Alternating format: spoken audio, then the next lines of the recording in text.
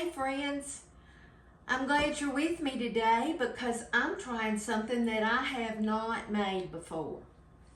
I make peach cobblers all the time, apple cobblers, but today I'm doing a pear cobbler. I told y'all that I got some pears and I thought I'm gonna try I peel them. Pears are not the easiest to peel, but I peel some and then I cut them into, let me show you, pieces about like that. And then I covered them with sugar, which I'm gonna say probably 1.5 cups.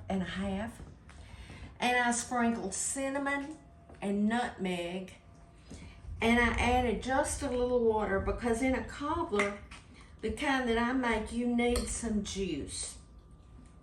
So I melted 1 stick of butter in my 9 by 13 inch Pyrex dish, and I'm going to put 1 cup of sugar, 1 cup of self-rising flour.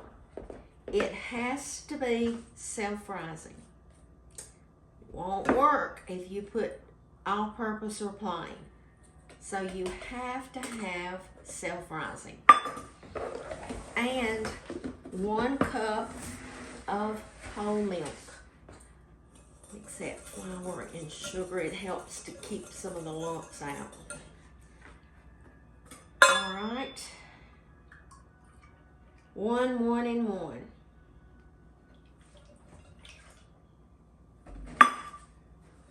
And then we'll mix this together.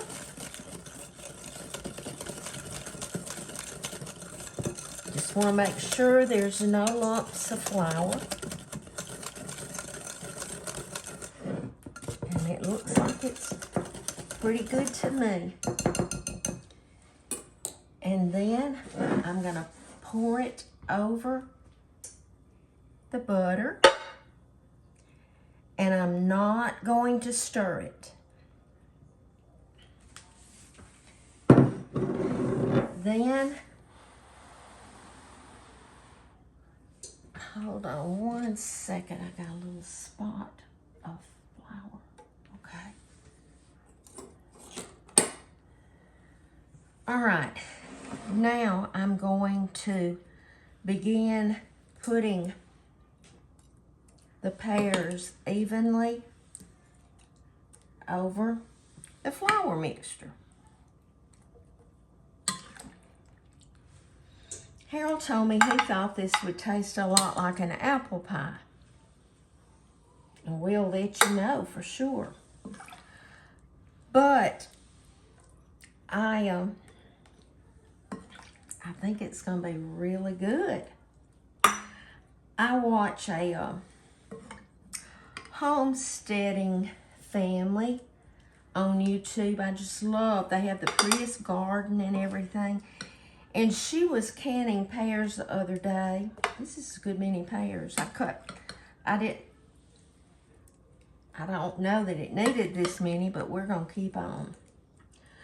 All right, and I'm gonna pour some of this juice over it. Okay, but she made some fried pear pies and said they were delicious. I'm gonna eat those apples. But I have preheated those pears. I've called them peaches and apples and everything. All right, these are good. Very good. Tell them where you got the pears. I told them that there's an area that I've watched, and you know, it's not on anybody's land that I know. It's just an open spot. But I've watched it and watched it. And today, when I passed by, I saw pears on the ground. So I just stopped. I told them I stopped And all I had was a Walmart bag.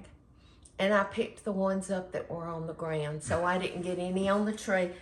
But my oven has preheated to 350 degrees, and I think it's going to take about 35 to 40 minutes, but I'll let you know when I get back. The pear cobbler cooked about between 45 and 50 minutes. I know I put too many pears in it. I mean, I can tell that. It doesn't look pretty, but it smells yummy. So, oh goodness. Harold likes the edges. Mm-hmm. I told y'all I cut up too many, and that's why it's not as juicy. But I'll tell you what I'm going to do. I'm going to blow this. And I'm going to...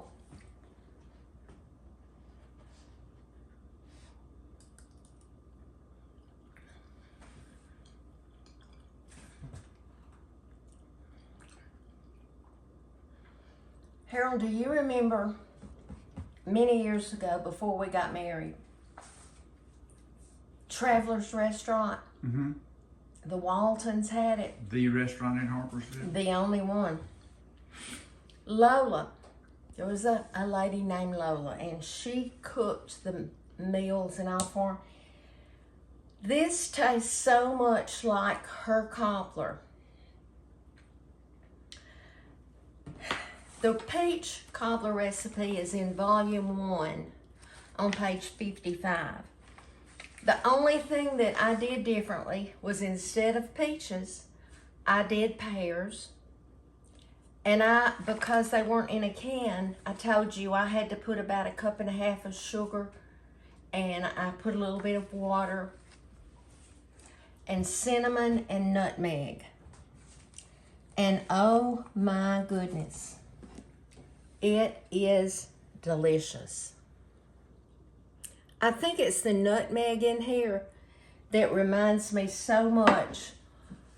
And that's over 50 years ago that I can remember that taste. So, if you have pears, you can try to make a pear cobbler. It's not as pretty, and that was my fault because I used too many pears. But man, the taste is so good. Thank you for joining me and seeing me do a different cobbler from a recipe that's in here. Remember to be salt and light, and I'll be back soon.